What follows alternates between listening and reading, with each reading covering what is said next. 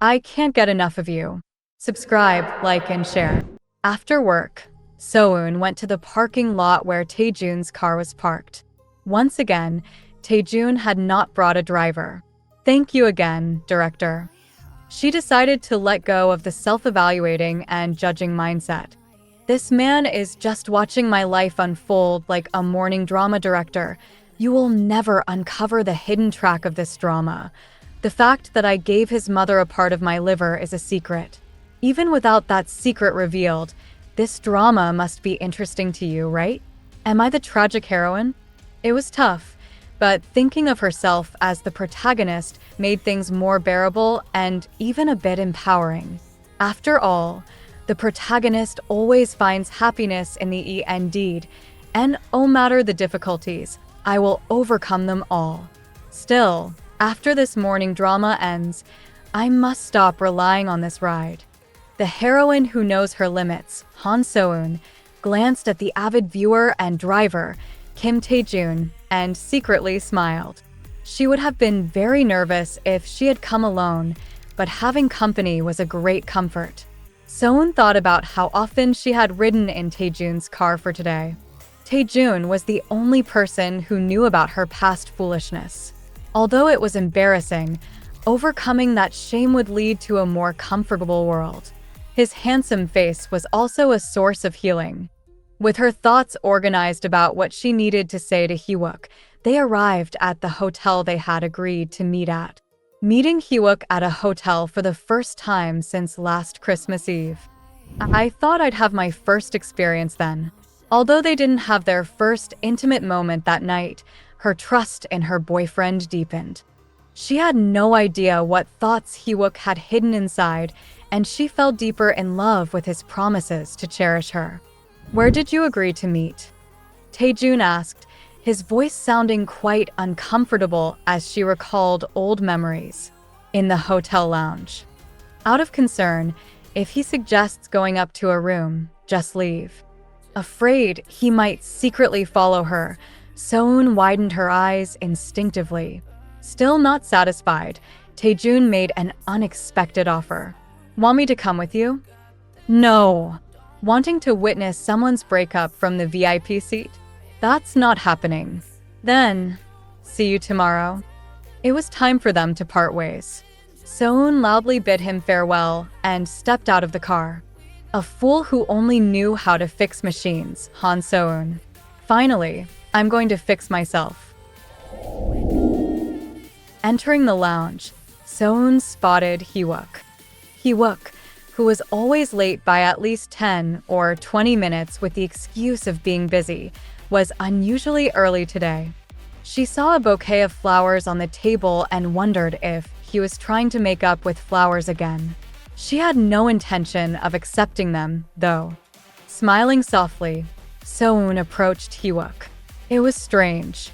Having organized her thoughts and faced him, Hee-wook's face, which had seemed so handsome before, now seemed lacking. Was it all a delusion? Or have I gotten used to Tae-joon's face without realizing it, and my standards have risen? Yesterday, after receiving So-eun's call, Hee-wook had been extremely busy. The only thing his sister had going for her was her healthy body, and he had to fabricate a convincing medical report to make So-eun believe it. He had casually mentioned showing the medical report to So-eun, not expecting her to take him up on it so eagerly. To make sure So-eun would believe it, Hee-wook had to meticulously forge the documents. As he altered the documents, his already growing irritation with So-eun intensified.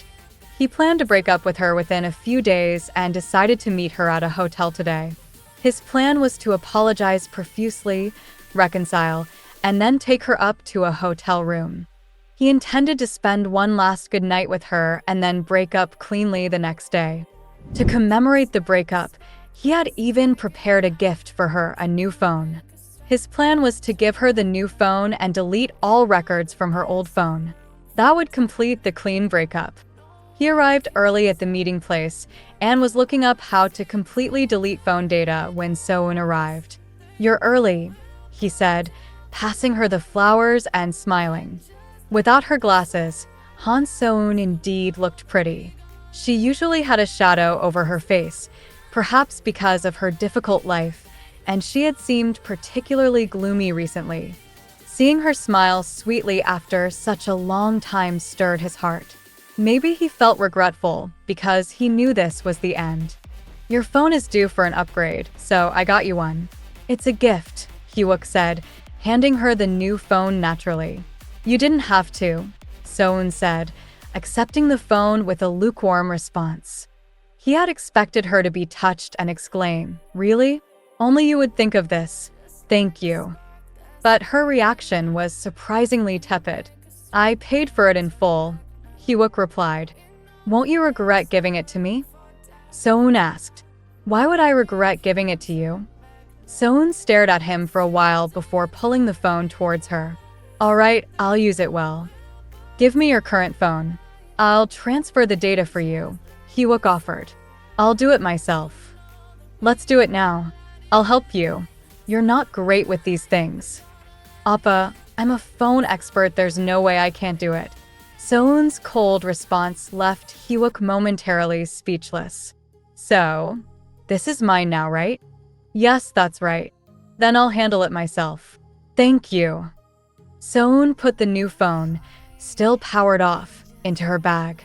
Hee-wook's eyes widened. This isn't going according to plan.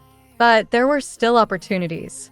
He would ensure a good dinner and then handle it discreetly in the hotel room later.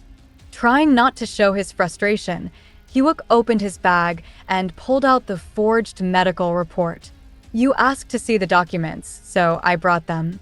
If you read through them, you'll understand how weak my sister really is." But So-eun simply skimmed through the documents and put them down. "Did you think I wouldn't understand if you told me the truth from the start? I knew that even with different blood types, organ donations were possible. Regardless, I would have gladly given my liver to your mother. That wasn't the issue, Appa. Thank you for understanding. I'm sorry for the misunderstanding. You've been through a lot. Let's have a nice date tonight, enjoy dinner, and go up to the room I booked." So-eun burst into laughter at his suggestion. It was a mocking laugh that made Hee-wook's expression falter. "What's funny?" "Oh, sorry. Just remembered something someone said." "What? Who? What did they say?"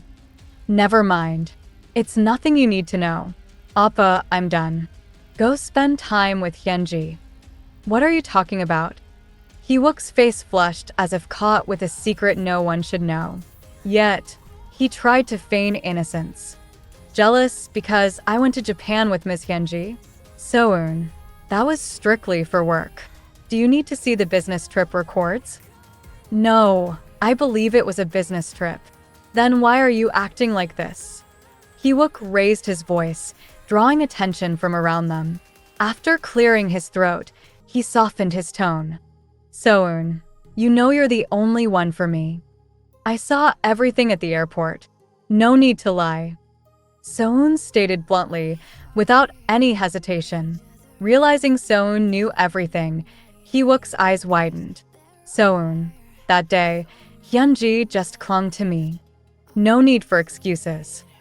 So-eun cut him off. "I even heard you tell Hyunji that you'd break up with me within a week. You don't know how I feel. I want to sever every memory with you. The end was inevitable. You don't know my feelings. I just want to cut out every memory of you and wash away the excitement my heart felt. You will never understand this desperate heart. It's okay if you never know. That's the world I'm heading toward. So I'm doing just that. That's what I came to say. Let's end this now. I've said what I needed to, so I'll go now. I can't accept the phone. I'll return it. And I'll give back the ring you gave me. Take care." "Wait. So-eun, wait." As So-eun stood up, Hee-wook hastily grabbed her. "Huh. I'm so confused. I don't know what's going on. Can we sit and talk calmly?" Hee-wook tried to persuade So-eun with a trembling voice, holding his head in his hands. After a moment, he looked up and asked, "Are you planning to go to Choi Hyunji and tell her everything after we break up like this?" "Tell her what?" Ugh. So-eun. Seeing Hee-wook more concerned about his secret being exposed than the fact that his girlfriend was breaking up with him made him seem pathetic. I won't say anything, as long as you don't bother me. She promised not for his sake, but for hers. Relieved by So-eun's promise, Hee-wook sighed in relief. All right, So-eun, it's unfortunate. Hee-wook wanted this breakup. Although he couldn't spend the night with her in the hotel room, he thought it was a clean break. He had to end things quickly once So-eun made up her mind. I was ready to book the wedding hall tomorrow, but it's unfortunate it ended this way. I understand your decision. Let's end it as you want. Though his excuses were irritating, it was finally over. So-eun slowly exhaled. She thought she had emptied her heart before arriving at the hotel lounge, but hearing him accept the breakup made her chest ache. Although we are breaking up, I will always be grateful to you. I will think of you every time I see my mother. I'm sorry and thank you. No matter what anyone says, you were my first love, So-eun. Maybe even my last love. The ache in her chest was just discomfort. Hee-wook's dramatic farewell made So-eun feel even less affection. I will never meet anyone like you again. So-eun did not shake his hand, but gave a prophecy. You will never meet someone like me. That's who I was. I gave you my all. I was more than enough for you. Others may think I'm foolish and frustrating, but I was truly a good person who gave my best. So-eun cheerfully bid farewell. Then I'll go first. Don't contact me again and delete my number. Take care. She didn't shake his hand, but genuinely wished him well. Even though you and your family were toxic, the liver performs detoxification. I hope the part of my body I gave to your mother stays healthy for a long time, detoxifying your family, so that you don't become harmful to the world. It's refreshing. Why did I suffer and not say this sooner? It's refreshing, but my head hurts. Like blood suddenly flowing through a blocked artery, I felt dizzy. So-eun walked steadily, trying not to stumble. At the end of her stride, she met Tae-joon again. He had parked his car at the hotel entrance, given his business card to the staff, and waited for her with permission. So-eun's blurry vision cleared. You've been here all this time? I wanted to hear the aftermath. Wow, what kind of man is this? It was so absurd that she couldn't even laugh. She should ignore such a man and walk confidently. Her heart, feeling relieved, made her legs weak. Oh no! So-eun stumbled over her own feet. Tae-joon quickly ran and supported her. Somehow, she ended up being held. To make it worse, this man patted her back. She didn't intend to be comforted. Being embraced in a warm hug and patted like a heartbeat, she felt an odd sense of duty to share the aftermath he wanted to hear. It's over. How do you feel? Relieved. Good job. Only then did So-eun understand why her colleagues praised Tae-joon as a kind person. His embrace was so cozy and comforting that she wished she could just fall asleep in it. After ending things with So-eun, Hee-wook felt bitter. He had prepared everything, including the phone and flowers, and planned to take her to the hotel room, but So-eun immediately wanted to break up. Although he regretted not holding her, he still had Hyunji. He had to end things quickly for his future with Hyunji, but So-eun fortunately ending it herself. But why did he keep feeling uneasy? Was it because he couldn't erase the data from So-eun's phone? Or was it because he had already paid for the hotel? Hee-wook frowned, trying to sort out his thoughts. Will So-eun really keep her mouth shut? Ane voide vel suspicioneros. Hee-wook thought he needed to get a written agreement from So-eun, so he hurried out of the hotel. Then he saw an unexpected person. What is that jerk doing there? The only grandson of Kim Jae-pil, the chairman of K Group. The second in line to the inheritance, Kim Tae-joon. That guy was holding a staggering So-eun tightly in his arms, as if she were his woman. It was a warm hug, like the camaraderie shared among colleagues after completing a major project. The comfort of the hug was largely due to the scent. So-eun realized for the first time that a man could smell this good. When speaking face-to-face, he had no noticeable scent, but with her nose buried in his chest, a faint, pleasant fragrance emerged.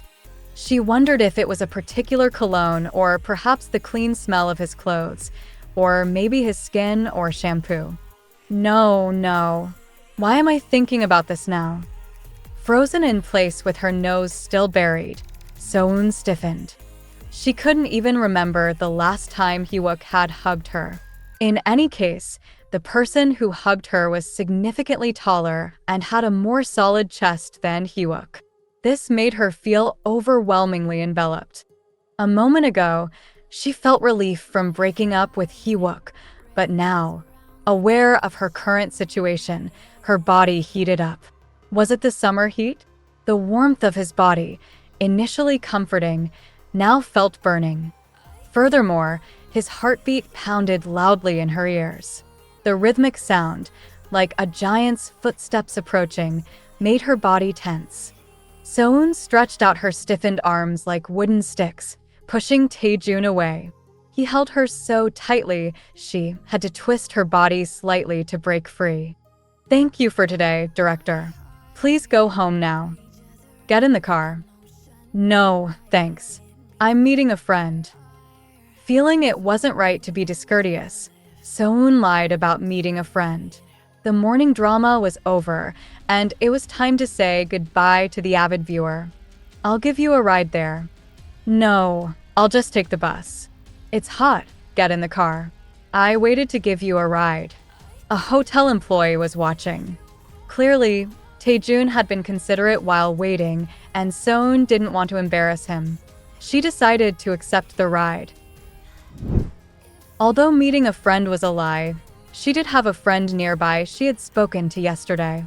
So-eun got into Tae-joon's car and quickly texted her friend about breaking up with her boyfriend. While exchanging texts with her friend and smiling slightly, Tae-joon glanced at So-eun from the corner of his eye. He felt relieved that she seemed in good spirits. Waiting in front of the hotel, Tae-joon grew anxious, without realizing it. He considered going inside several times but refrained, remembering So-eun's stern look. As time dragged on, a hotel staff member approached, indicating he couldn't park there. Tae-joon showed his business card to buy some time. Having exposed his identity, he knew he shouldn't attract more attention, but he couldn't help but hug her when she emerged. He felt the need to hold her and reached out. The woman who didn't resist and embraced him felt lovely. Though it was a comforting hug without ulterior motives, her fidgeting made him feel a tingle. Just as his grip was about to tighten, she pushed him away, which was a relief. Tae-joon slowly drove while asking So-eun for her destination. After exchanging messages for a while, So-eun spoke up. "Director, can I leave early tomorrow as well?" Her tiny, cautious voice, seemingly seeking his approval, amused him. It made him want to hear more. He replied generously, "Do as you like. Do you have plans?" "I have a blind date." Tae-joon, caught at a traffic signal, glared at So-eun. "Isn't it too soon?"